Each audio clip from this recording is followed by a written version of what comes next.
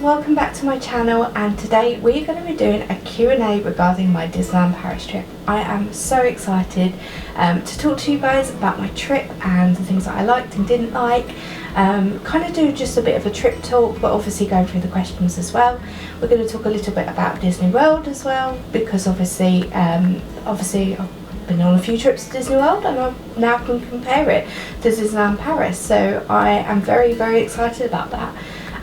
So I have got some questions that you guys have been asking me over on Instagram in my stories, so we'll go through them and just generally have a bit of a chat about my trip. Now, my trip was actually back in February-March time, and we are now in May. I genuinely can't believe that the year has gone so fast. So I have grabbed myself a nice little Starbucks, and it is the mango and dragon fruit refresher. Now obviously this is very popular in America and it has just come to the UK. So I feel like I'm living my Walt Disney World dreams again, because I would have this drink in Disney World. Although I am ashamed to say that I haven't actually had it over there. So this is my first time having it and it's great. So yes, this is a definite for the parks. When it's hot, it is just so good. But yes, let's jump in to the questions. Oh, it's just so good. It is so good. Like, you literally cannot beat this drink. It is just lovely. There's quite a few other refreshers that Starbucks do. Not that I'm like adding for Starbucks or anything, but I love my kind of like cold drinks in the summer. So yeah, this is just perfect. Anyway, enough of me drinking, because we're not here for drinking ASMR, are we? We are here for trip talk, so let's go for it. So I'm going to go through the questions that I have written down here, and I think I'm going to start off with the ones that are kind of like more trip related than they are park related. So let's jump into those first. Okay, so the first question that we have was, what is the best hotel to stay in at Disneyland Paris? Now, I haven't had a huge amount of experience with Disneyland Paris and staying like in all the different hotels. I have stayed on site when I was 6 years old at the Davy Crockett Ranch. I have very few memories of that, but I think it's lovely. That hotel is fantastic if you guys are driving and you want to stay at a Disney owned hotel, but other than that I can't really tell you much about it because I was so young. Another one that I've stayed on Disney property is the Hotel Santa Fe. I absolutely love this resort. I believe it is car themed. It should still be car themed, but the rooms are just lovely. It's got that Disney feel to it. Again, that was when I was 18 years old, so it was quite a while ago. So in terms of like being able to stay on property and like recall all of that, it's quite hard for me. But I do remember I really did enjoy my time there, and obviously you've got the buses back and forth to the park from Disney. And there's a lot of obviously perks, so you get those early morning magic hours, and then obviously like you're still in that Disney bubble.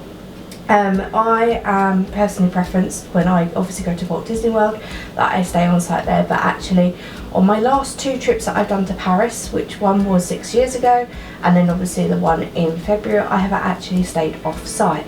Now, the one I stayed at when I was 20, that was, I want to say it was the High Park. I don't know if it's got a different name now, but I know that it is still kind of like a Disney affiliate hotel. So they are about a 20-minute walk, I want to say, outside of the park. If you go through the Disney Village area and out the other side of that, that was how you could get to it, and it was a walk, but they also had the shuttle service as well. Now personally, I did quite like that hotel because you had your own kitchen facilities. It was like little apartments, but at the time that I stayed, the only downside to it was that it was all like pull-out sofa beds, and that was so uncomfortable and so unpleasant. However, I believe I've been told that they actually have proper beds now, so that eliminates that problem. But it was very affordable when I stayed there. It was a lovely hotel. It wasn't too far from the Disney bubble, so I really enjoyed it. And then obviously our trip just gone, we stayed at the Hotel Camping.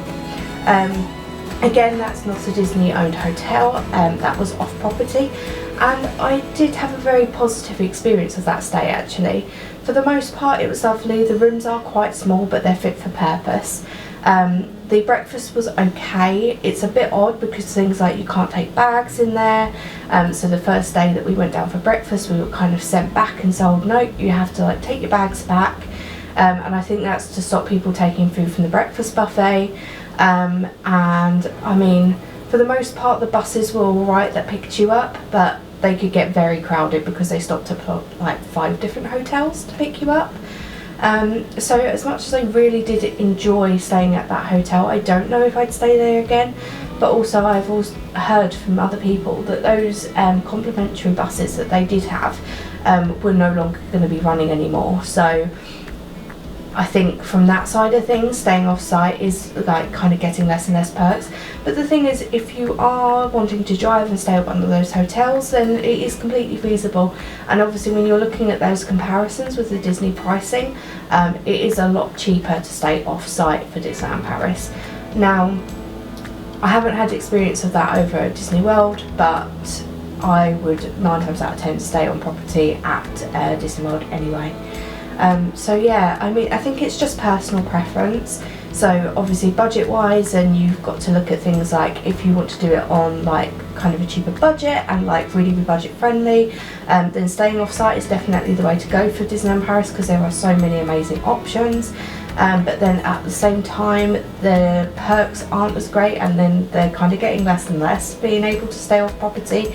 Whereas with Disney on site, then you've obviously got access to complete tickets, because obviously we had to buy our tickets separately, we couldn't buy them at the same time, so it meant that we only got a, I think, 4-day 2-park ticket, and that cost us £240. So that was a lot of money, and it actually cost about the same amount, bar about £20, as our Eurostar and our hotel combined per person. So yeah, that's just one thing to keep in mind. Obviously when you book with Disney, you get full access to the parks for every single day of your trip. You get those early morning magic hours, you will get those buses for definite, so obviously there's a lot more perks with staying on site. So I hope that helps people. I know I've not got the best knowledge in terms of Disneyland Paris, nor even like Disney World, because I'm still very new to it all. But yeah, I'm willing to like answer people's questions, so if you've got any questions, pop them in the comment section below, and we can chat through them. But yeah, let's pop on to the next one. Okay, so the next question is, how many days is alright for a first timer? So Disneyland Paris is significantly smaller than some of the other Disney parks, especially when you put it in comparison to Disney World. So in terms of the 2 parks, because it's quite small, especially the Studios park, wait times can get quite hefty, especially in peak season. Now when we went, it was actually, I want to say Paris's half term, and the kids were on school break, and I was dreading the wait times. I really thought it was going to be really bad, but actually the wait times were amazing. We were so lucky. There was only one day where everything was a bit like and I believe that was like the Wednesday of our trip, but for the most part we were really lucky with those wait times, and most rides we were walking on, and I think the longest we queued in that entire time was when we went to the Studios park and we did Crush's Coaster, and we had to queue for an hour for that. But that is a very popular ride. It always gets a very long queue, and like I said, with that Studios park it's significantly smaller and there's a lot less rides and attractions, so actually you're going to see those wait times quite high. Now obviously there's the plans with the expansion of the Studios park that is coming real soon, so it's going to get busier. But for out of peak season, I would say a good 2 to 3 days would be good for you. I mean, if you do 2 days you might be on a bit of a time crunch for both parks, but if you were only bothered by one, then that would be absolutely fine. If not, 3 days I feel like is a good number. 4 days is plenty, and if you want to do more than that, then go for it. I think like take advantage of any days you can get in Disney. I personally find Disney is like my recharge, so the longer I can go the better. But yeah, so we did obviously the 4 days. So we did 1 full day in the Studios Park. We then did quite a few days. I think we did 3 days in total at the like Disneyland Park. And it's just what worked best for us. I mean, we were thinking of going back to the Studios Park, but we just didn't do it in the end. Like, we just kind of stuck to the Disneyland Park because all of our favourite rides were there and we really enjoyed the atmosphere of the park. Obviously you had the parades, the Dream Brighter, I think it's called, was the most amazing parade, and I watched it multiple times, I have to say. So for me, I absolutely adored that parade and that park. But yeah, it's personal preference. I mean, if you are budget constrained and time constrained, then I think 2 days is alright, but you might feel a bit pushed for time. But if you can do those 3 days, I'd say go for it, because it just gives you enough window to be able to do everything in the time frame that you want. Obviously in those more peak seasons, I would fully recommend those 3 days, maybe even 4, just because those wait times are going to be so much longer than off-peak season. But yeah, I hope that helps. Let's jump on to the next one. So the next question I had was best kind of advice for doing the parks in 2 days and how to do them. So if you have access to those early morning magic hours, they are going to be your best friend. That gives you, I believe in Paris, an hour window in the park, if not half an hour, to be able to kind of get on some of those bigger rides that have longer queues.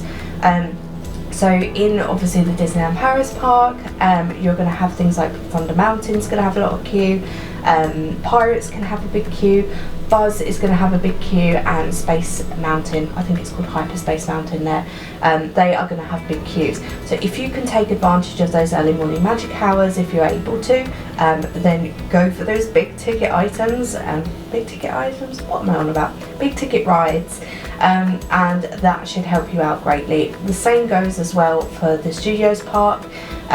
Now I would say for that one, your biggest one is going to be Crush's Coaster, and now the new Spider-Man ride, which is called Web Slinger. They are very popular rides, and they are the ones that are going to take up the longest time.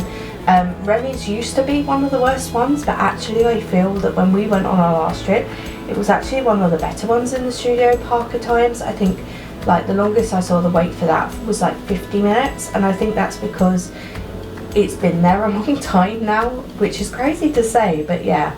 So I mean, I was 20 when it opened, and we went not long after it had opened, and it was like a 3-4 hour wait. It was insane. But yes, so go for those bigger rides first.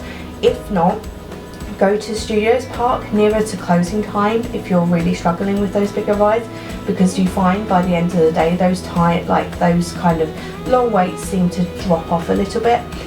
So things like Crush's Coaster, Remy's, Web Slinger, all of that will come down in time, so you won't be waiting as long. You might still have like a 45-minute wait, but it's going to be better than what it was in the day. If you are unable to do that, there is the option to buy those fast passes, but I will say when I was over there, the price of them were extortionate. Even though the parks weren't that busy really, the prices of them was insane. Like some of them 23 euros I think I saw on that. So I mean, if you've got the money to spend and you're happy to, I would say go for it, but at the end of the day I think it's very pricey for what it is.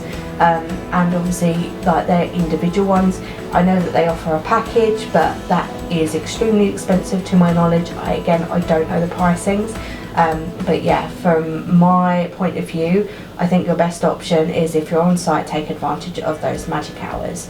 If not, and you're off site, then I would say hit those bigger rides in the morning.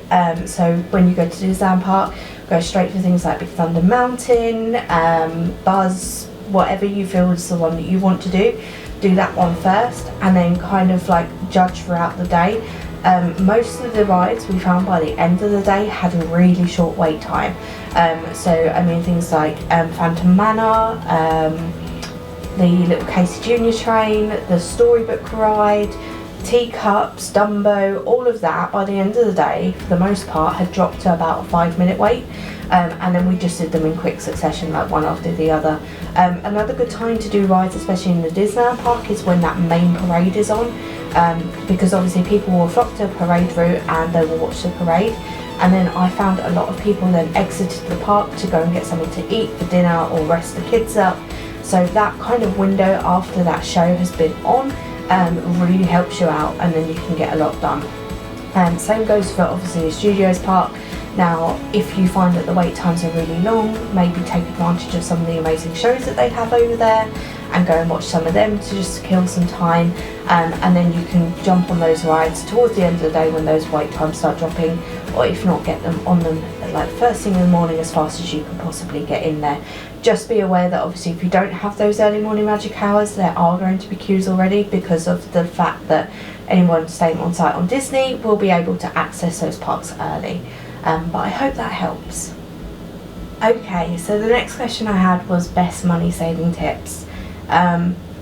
It's a tough one, especially in this current climate, on how to save money.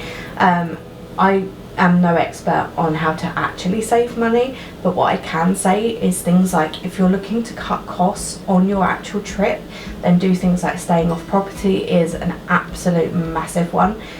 Places like Disneyland Paris, not too far from most of the hotels, there is a shopping centre and there is a huge supermarket in it. So if you guys wanted to cut some money on things like paying out for food costs and stuff like that, then that is a really good option for you guys. So some of the kind of external hotels, like for example the High Park, have kitchens in them. They're very small kitchens, but they do. So you can obviously prepare like simple things in there, taking your own food into the park, but just being discreet, because I believe Disneyland Paris do not allow picnics. But if you are quite discreet about what you're doing and just kind of take yourself off to one side and don't make it really obvious, I'm sure that you'll be able to take some of your own food and snacks in, because I know that the food in the parks is very pricey. In my opinion, I actually found Paris a lot more expensive than Disney World. I don't think it was a huge amount of price difference, but I think for the quality and quantity of what you get, it is a lot more expensive. I mean, I think I paid something like €17 for nuggets and chips with a drink, which just was insane pricing. So yeah, if you can cut costs by doing that, take some of your own food and snacks in, it might help you out greatly. And yes, like staying off site is an absolute massive way to save money. Things like driving yourself, if you're able to, can cut costs on things like your travel. You've obviously got the option to fly, Eurostar, but you'll have to change now, or Eurotunnel. So they are the options, but obviously when you do things like you just drive yourself over there, then you have access to things like the David Crockett Ranch, which is a cheaper form of the on-site Disney hotels. Other than that, I mean, if you set budgets for things like the merch you want to get, so I watched a lot of videos before I went to kind of see and gauge how much money I'd want to spend. So one of the things I looked into was obviously how much my wand was going to cost, because that was like a big deal to me. And I just kind of budgeted for those sorts of things, and like the things that I knew I definitely wanted to buy. But in my everyday life, I just try and cut out any spending that is like unnecessary, although I am failing massively at that at the moment. But yeah, it's such a tough one because Disney is so expensive, and sadly it is becoming more and more like unaffordable in some terms, because it is just so pricey. But like when I compare Disneyland Paris pricing to Disney World, I can't really justify staying on site, if I'm honest.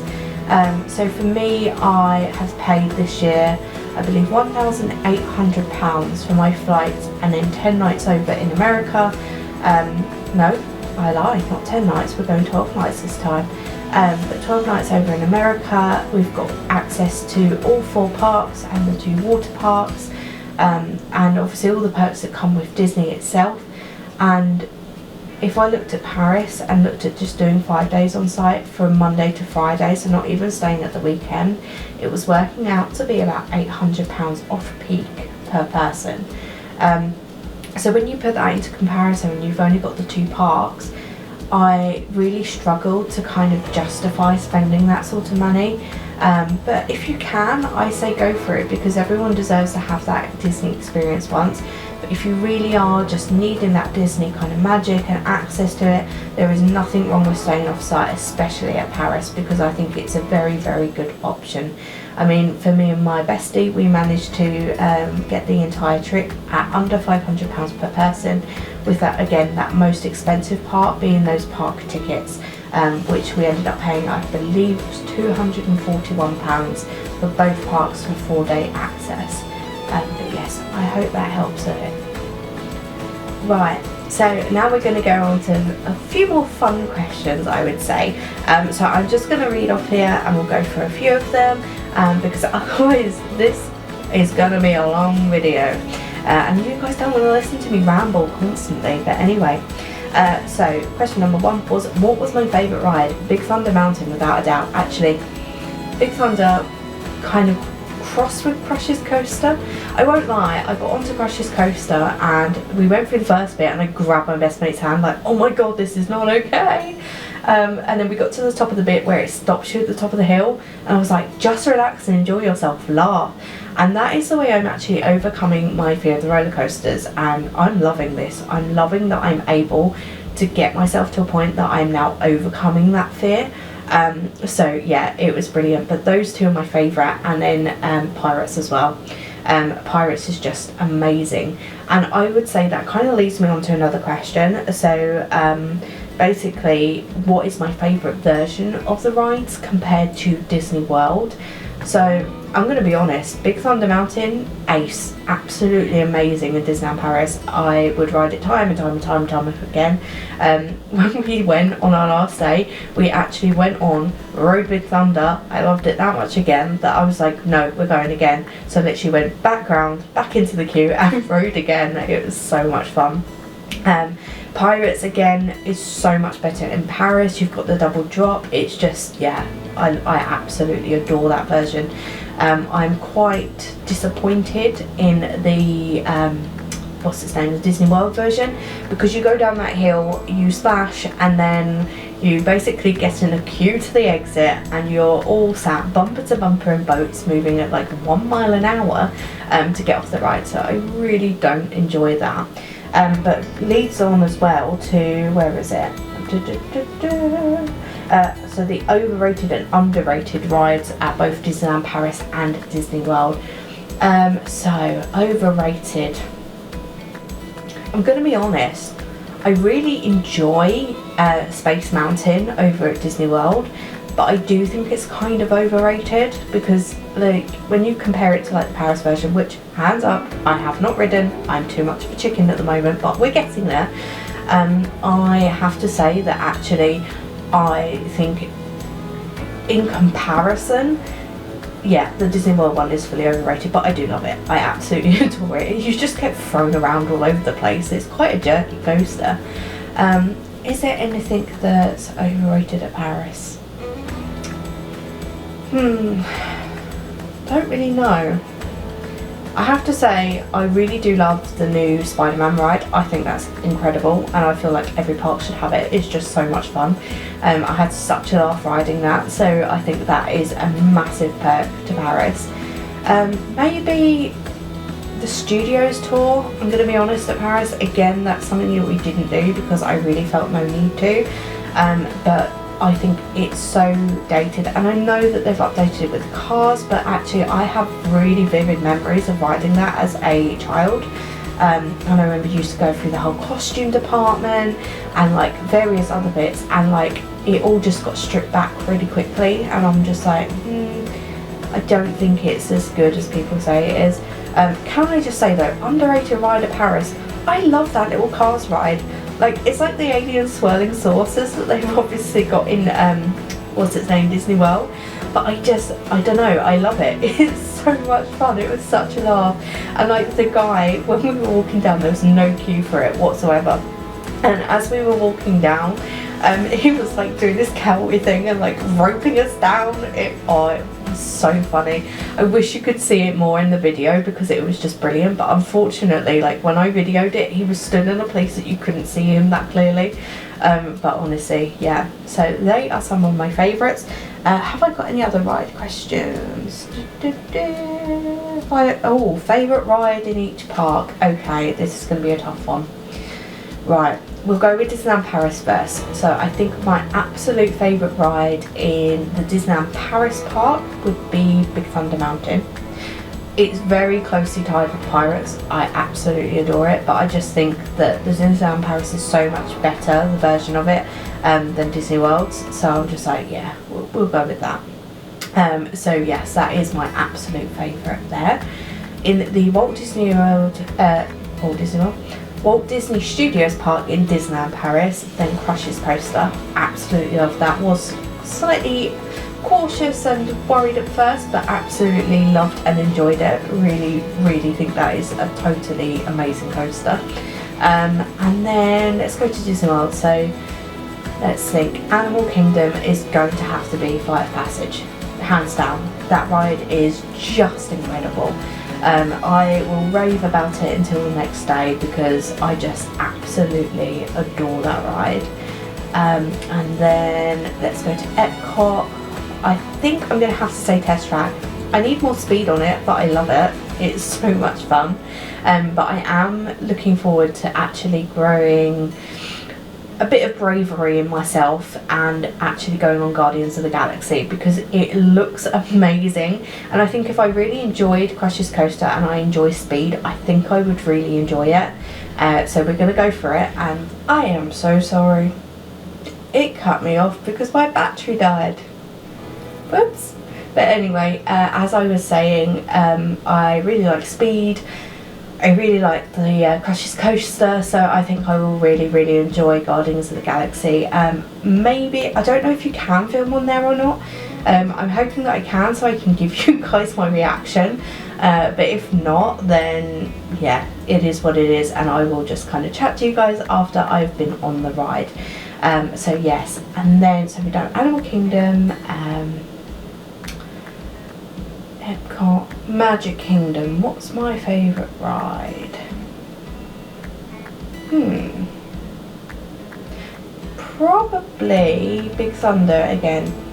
I know it's not the same as Paris, but I really do enjoy Big Thunder. It's great fun. But again, I haven't done Seven Dwarfs Mine Train because I was too scared. And then when I actually kind of got the courage up to go and ride it, there was a huge storm that came in, so they had to shut off the ride. And then we just never went back and got on it because I got too scared again. So now that I'm actually really enjoying when I go on coasters, I think I'm just going to go for it and hop on it, and maybe that will become my favourite. We will find out soon enough. So that leaves Hollywood Studios to last. Now, I have to say, I think my favourite is gonna have to be Toy Story Mania. It's just so much fun. It's such a cute ride and I just love it so much. I'm again really hoping to go back onto Stinky Dog Dash and conquer my first ever fears. For those of you who don't know, basically I went on that in 2019 on my first ever Disney World trip, and the entire time round apparently I sounded like I was giving birth because I was that scared, and there was a few expletives shared, and yes, I did not have a nice time and did not enjoy it. But I hadn't really built myself up at that point, so I think now that I've built myself up and I'm doing a lot better and I am really enjoying it, I'm getting back on it. It's happening, because I love the concept of all these rides and I just want to enjoy them. So who knows, that might become a favourite as well. But yeah, let's jump on to the next question. Okay, so the next question is going to be in relation to food, and I'm going to do two at once, which is what is my favourite restaurant and what is my favourite snack. So we'll go with Disneyland Paris first. So my favourite restaurant there had to be downtown. I'm going to be honest because another question was like, what does the food compare like to Disney World? I really didn't enjoy the food of Disneyland Paris. Yeah, I found a lot of it quite bland. And I mean, we tried lots of different restaurants, but there wasn't anything that exciting for me really. And I'm a little bit of a fussy eater, but I'm nowhere near as bad as what I used to be, and I will just try things now. But everything just didn't really have much of a taste. But downtown, over in the Hotel New York, was just amazing. The food in there was incredible. There was so much taste to it, there was so much variety, and it was such a hard reservation to get. But I am so glad that we got it. I managed to get a cancellation one day, and I just really enjoyed the food. So yeah, 10 out of 10 would recommend that. But everything else, I'm going to be honest, I didn't have the best time. I think the portion sizes, obviously I know it's different in America, but were quite small for what you were paying, and yeah, most things were quite bland and tasteless, which I didn't really enjoy, which is a shame, but it is what it is. And then Disney World, let's think. I have to say Ohana, I loved it, absolutely amazing. That bread pudding, don't like bread pudding, but oh my god, was it insane. I absolutely adored it. We've got so many more restaurants that we're going to be trying when we go on our October trip, which obviously I will actually take you guys through the booking the restaurant process. I'm going to film it as I'm booking them, so I apologise if I'm a little bit stressed, but I will show you the whole process. That is my aim. I'm just going to set the camera up and record what I'm doing, and then probably do a voiceover if I'm not able to talk, just so you guys can see what I'm doing. But yeah, so I mean, for me, like, they are my top 2 for each kind of Disney. Snack wise, the 30th anniversary cookie that they had was so good. Like, it was such a sticky, yummy cookie. Like, absolutely enjoyed it. So yeah, really enjoyed that. And then over at Disney World, my absolute favourite snack is pineapple Dole Whip. But I like the pineapple Dole Whip float because I really enjoy drinking the pineapple juice and then eating the ice cream. Like, it's so good. But yeah, so that is my opinions. I really do enjoy the food over in America. It can be quite filling and a lot, and the portion sizes can be crazy sometimes. But I feel like you're getting your money's worth. I do really enjoy the food. I think I've only really had one bad meal there, and that was at Chef Mickey's for breakfast. But I wasn't very well when we went, so for me, I think like that was a big kind of part of it that I didn't feel that great, and probably altered my opinion and how I felt that day. But yeah, so I hope that helps. I might do kind of a rundown on the restaurants that I've eaten at before and like discuss what I really like, but I'll do it for Walt Disney World rather than Paris, because obviously I haven't really done a huge amount in Paris. But yeah, so if you would like that, let me know in the comment section.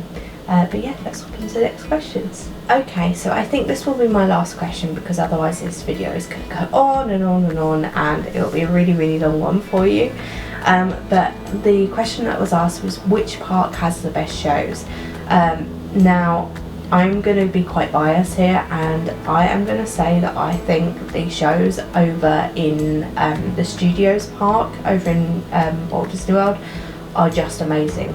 I've seen the Frozen one over there, and I just thought that was incredible. So there's a few more I need to see, I will be honest, but I did really enjoy them. However, the Disney Junior show, which I know is ridiculous at 26 to go and see that, but I don't even care, was amazing. Like, it was so much fun. They had bubbles filled with, like, I don't know, it was like some sort of like steam or something, so they were all smoky bubbles, and then like streamers and all sorts. It was just so much fun. I really enjoyed it. Highly recommend if you've got kids, because it's just so much fun, but without kids it is also so much fun. I really enjoyed it. I did sit right at the back so that we couldn't be seen by anyone, but I loved it. And there was actually so many adults in there who were just adults who had gone in to see it as well. I was just like, yeah, it's fine, it's so much fun. But yes, and let's have a look, because I know that I've got a couple on here that I haven't answered. I don't want to not answer anyone's questions. So meet and greet wise, I'm going to be honest, again, I was really unwell for the second time of being in Disney. I was unwell in June of last year, and then I was unwell again in February, March time this year when I was on my trips.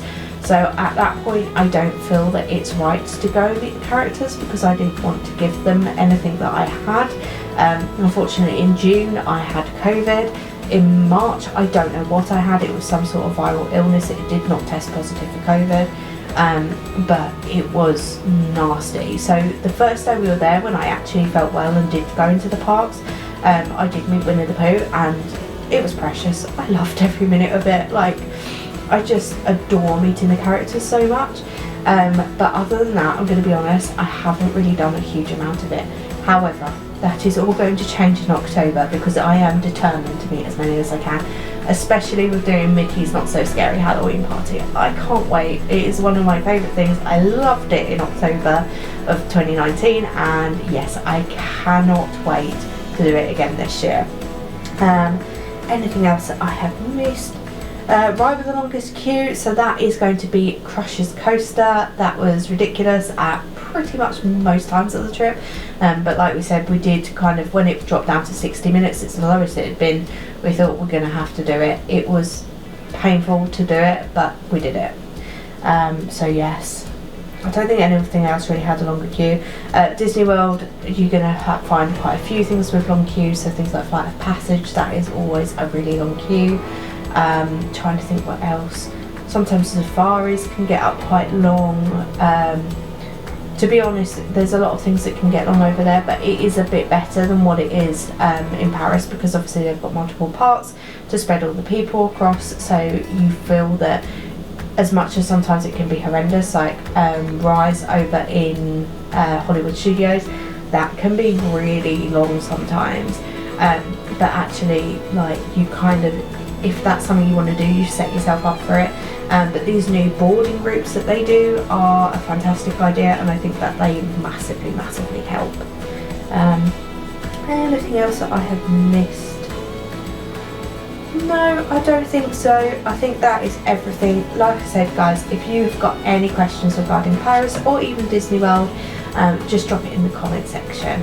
But thank you again, as always, for all your love and support on my channel. It has been a crazy journey coming this far and doing this with you guys, and I know that I am by no means the best at this, but I am really loving bringing you on the journey and learning and just having fun while doing this. If you want more regular content, then go and follow my Instagram page. I post 3 times a week over there, sometimes more often depending on what I've got coming in and doing and etc.